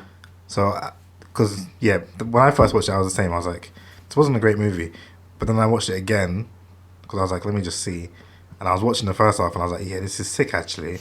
And then I started watching this. Then the second half came about, and I was like, I'm done. I don't need to see this again. This is not that good. Yeah. That's about it there for me, really. Are you gonna watch Eternals when it comes on Disney Plus? Either of you? At some point, probably, yeah. Eternals. I've seen You'll that. see Oh yeah, you saw it already. Yeah. I'll probably watch it at some point, yeah. I mean, if you want to. Yeah, Cam, what are you saying? What have you been watching? Oh yeah. I've not really been watching anything new at the minute. I'm finishing off rewatching Modern Family, and I just restarted rewatching Community again. You love that show, bro. It's great. Show was good. That show was Community good. is great. It's too funny, man. It's 2 jokes. Surprisingly, it's actually very funny. Yeah, I remember the first time I watched it through, and then I instantly started it again after I finished. I was like, this is too funny. It's 2 jokes. Yeah, and then I think those are the only 2 things that I'm watching right now. But also, I started reading this comic called The Wicked and the Divine. Oh, did you go to the comic book store? No. No, I didn't. No, there's one in Harrow. I do. I remember that was the first one I ever went to, and I mean, to be fair, smaller. it's a lot smaller. Yeah, it's smaller than Forbidden Planet is. But it might have. To be fair, that shop though, they have a number. You could probably just call them and be like, "Do you have this?" And they can be like, "Yes" or "No" over the phone. Guy, when we went in, the guy was very excited to talk about comics. Like, I asked him, have you got Deadpool? He's like, oh no, we've got that, this Deadpool, which is very happy to. Like, the people that work in there are just very, they're enthusiastic about comics. So yeah, if you called them and they're like, oh, you have this, they'll probably, like, if they do, they'll probably talk your ear off about it. Like, like, Or they'll find you something that's similar. Like, oh, we don't, but you know, if you like that, then maybe you should try it. Like. Exactly. Yeah, well, yeah. What was it called? The Divinity? The Wicked and the Divine. The Wicked and the Divine. So I had the right word. Yeah. The wrong conjugation. Okay, yeah. It's literally, it's very sick. So I've read 6 volumes of it now. Because the first one was free on Amazon Kindle, yeah. Mm-hmm. So I read that. And then I was like, I need to read more. So I bought the second one. And then I just kept reading it. I stayed up until 3 a.m. just reading it. And I just kept finishing it and then buying the next one, buying the next one. I had to stop myself. I was like, I need to stop. Damn, it's like that. Yeah, it's basically about every 90 years, these gods kind of reincarnate and take on the form of they kind of are awakened inside 12 humans. Mm-hmm.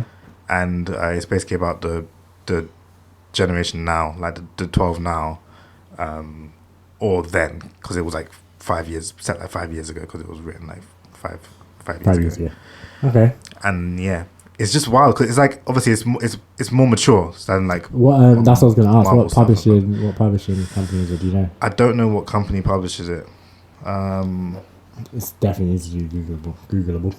don't But think- I'm guessing it's obviously not like one of the main. No, it's two. not one of the It's main not DC ones. or It's not DC or thing or Marvel. or Marvel. I'm not is it- sure if it's published by. I mean, I just see the author and the illustrator's names. I don't see the actual publisher. it could just be like independent then. Yeah, I think it is. No, it's Image Comics. It's Image. Oh, It's okay, Image. It's okay, Image. okay. Image. Yeah, Image do like Saga. I think they do like Teenage Mutant Ninja Turtles. Or they had Teenage Mutant Ninja Turtles for a time. Something like that, wasn't it? Yeah, and then Sex Criminals as well. If you don't remember that. The name rings a bell. Good comic.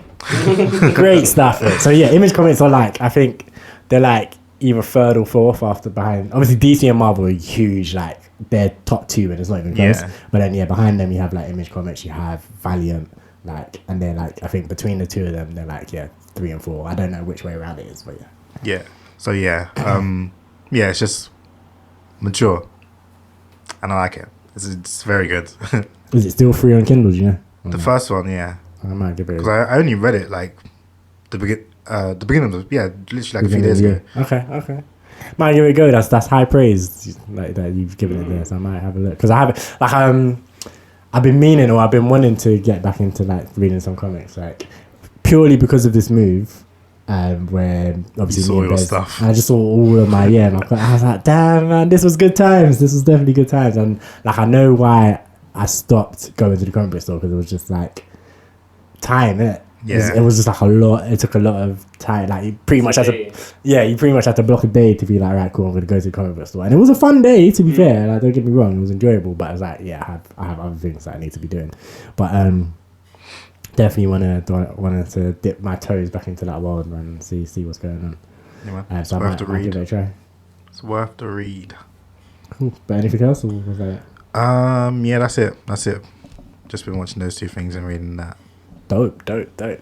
Well, for me then, I've been watching JoJo's Bizarre Adventure. I started not quite from the beginning, but from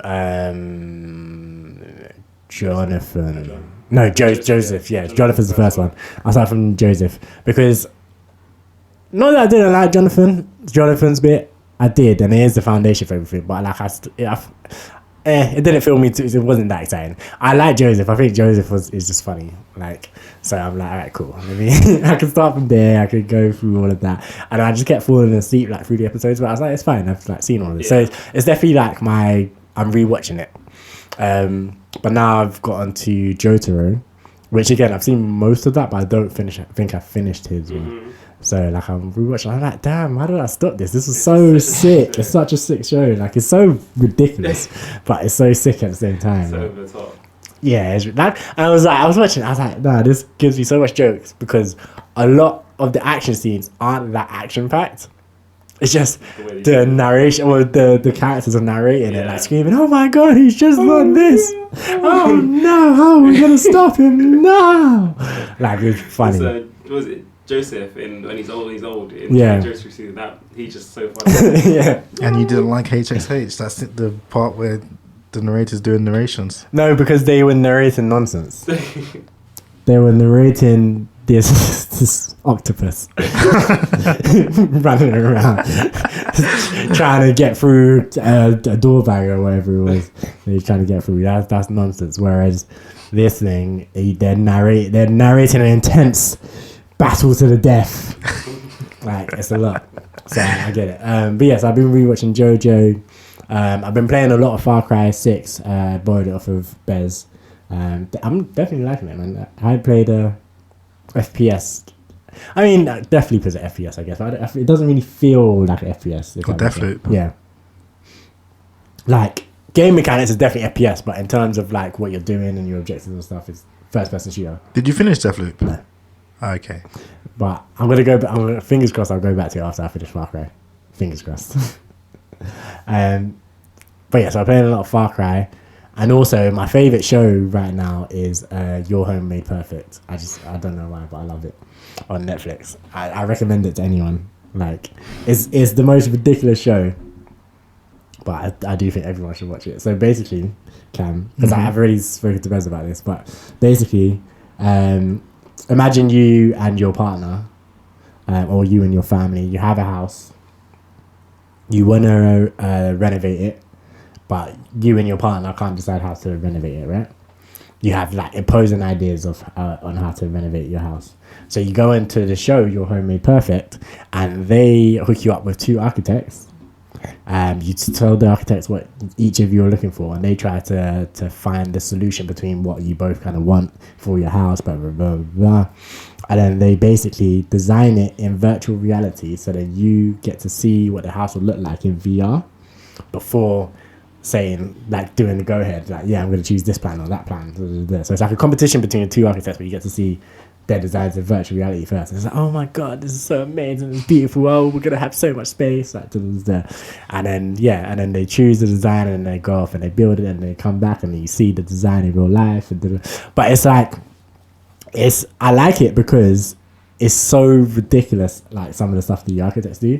Like, so the people come on and they'll have like, some people have big budgets, and then the architects will just go crazy with it. Like, so this one episode, it was a bungalow, so just 1 floor.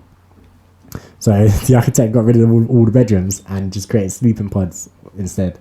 So literal just pretty much boxes with beds in it. Yeah, I was like, yeah. So you don't have enough space to have everything that you want and bedrooms, so I'm going to get rid of the bedrooms. We're going to have this area where there's just going to be beds in it. You're going to go in there, you're going to sleep, that's fine. And then, but you're going to have all this space to have your kitchen, your living room, because I've taken away all the space in the bedrooms. And did the couple like that? They liked it in virtual reality. They definitely didn't build it because they're like, how are we going to live like this? But same architect, he flipped a house upside on his head. So you put the bedrooms and the bathroom on the ground floor. I put the living room, kitchen, everything on the top floor. And like the couple were like, "Oh my God, I know, like, this is so weird." I'm like, but isn't that weird? Do you think you could live in a house? You could, yeah. It would be so. I'm like, that's so minor. Like, if both spaces look nice, I don't mind. Like, it's not the end of the world. It's absolutely. It's and weird then at first, but what he did as well is he did the front door, and as soon as you come through the front door, the stairs are to the right. So like, if you have like guests coming over or whatever, as soon as they're in the front door and, you know, take off their shoes, whatever, it's like, all right, straight up the stairs, and then that's where the kind of communal areas are. And then and then there's a door on the ground floor to where the bedrooms and the bathroom and stuff is, and there's another like kind of washroom upstairs as well for if like guests are there or whatever. And I was like, that's so fine, but the couple were like, oh my God, this is so unusual, it's so unorthodox. I don't know if I could live like this. I'm like, yeah, first of all, that's the point, but secondly, you're like, stop being dramatic. It's really not, and it looked amazing as well. And the reason why he did it was because they had a ground floor extension. So the ground floor was a lot bigger than the top floor was. So it was like, okay, so you can have these huge bedrooms downstairs, and then you could have this open plan kitchen, living room upstairs. That's pretty sizable as well, because it's taking up the whole of the upstairs pretty much. And then you could have huge bedrooms downstairs. And I'm like, I would take that. That sounds great to me. But they're like, no, this is upside down. And the other architect, so that was one of the architects, and then the other architect is a bit more straightforward, where she just designs like what you'd expect, but like she makes it just beautiful. Yeah. So she smoked. So it was one guy, one girl. The woman smoked my man, because he would always come with unorthodox ideas, where she's just like, I'm gonna design a nice house, and he's like, I'm gonna design a nice house, but it's gonna be sleeping pods or the kitchen and the bathroom. I mean, he must have had a good time designing all those things. he's a bit hippy dippy. I think that's his problem. But yeah, no, it's definitely a good show. I definitely recommend it to anyone, man. It's really like a rad SEU as well. So watch it with the kids, and get them involved in architecture. It's probably the first you I've watched in like 15 years. I just speaking on that, I saw a video that a guy had put his house on like a revolving mechanism, so that the house could spin, and he has like I've seen a video of it. I saw a video of the house moving. So basically, I don't know, I can't remember how fast it would spin, but like the fastest setting was like, I feel like it was like 20 minutes. It'll do one rotation or something like that. Wow. So I think the reason why he did it was apparently because his wife was complaining that she didn't like the view out the windows. So he did it so she has a rotating view of the outside. Apparently she didn't like it. I'm grateful. See, give him the moon, the answer to the stars. I'm joking. But yeah, no, that's wild. That's crazy. See, that's definitely unorthodox having a spinning house. But yeah, definitely very sick. But other than that, I think we done it. First episode of the new year, first episode of 2022, first episode recorded from me and Bez's flat. We've done it. We definitely got like room to improve. I can already tell that this audio, I'm going to apologize right now as well. I can already tell that this audio is probably not going to be up to the standard of our normal audio, but we're going to work on it and we're definitely going to get there. Definitely going to improve. So yeah, no, definitely bear with us. As usual, make sure you hit us up on Twitter, Instagram at 5 Letters Podcast. That's the number 5. You can hit up Bez at Sebezi on Twitter and Instagram. You can hit me up on Twitter and Instagram at Yells Music, but I really don't use those things anymore. So, I mean, you'll be talking to no one. And the same goes for me. And same goes to Cam. I don't even know what his thing that at K Williams or something like that. It's KMWLLMS. Yeah, hit him up. Well, I'll respond. If you hit up the 5 Letters Podcast page, we'll definitely get back to you. But yeah, other than that, for another 2 weeks, we're out here unless you lot got anything else to say. Have a good 2022. See you in 2 weeks. Yeah, no, fully. We wish you all the best. We wish you sunshines and roses and all of these things. Yeah, man. And to end out, let's see. We did say drills getting a lot softer, or some drills getting softer. So why don't we end on a bit of a more greasy one? Let me see. Let me find this song real quick. This is how you know there's not enough planning that goes into this because I'm searching. I had it like earlier as well. You played it earlier, didn't you? I did. That's the worst part. Right. Let's go to history. Yeah, no, I've got it now. Just give me a second. But yeah, let's play Zilla, Stick and Move. Obviously OFB. I mean, I don't know. I don't know if our audience would even know that. I didn't know that. But yeah, Zilla from OFB will play Stick and Move. But yeah, for another 2 weeks, man, we're out of here. Peace.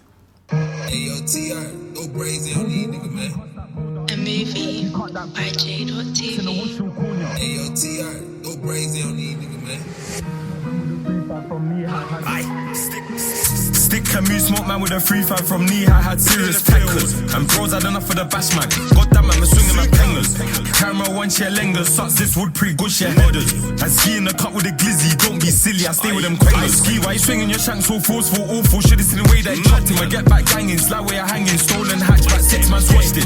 I was in a prison bus boxed in landings, kick up like Austin. Trident, pool keys, all in the rest. My pagans bled in a song like Justin. Who's that? I grab him, get him, and broadwater, don't cross that border. It's slaughter if you cut that corner. Whoosh got 6 in a whoosh, you'll corner. Slid over there on the counter attack. Why F dip that love swinging his love sick.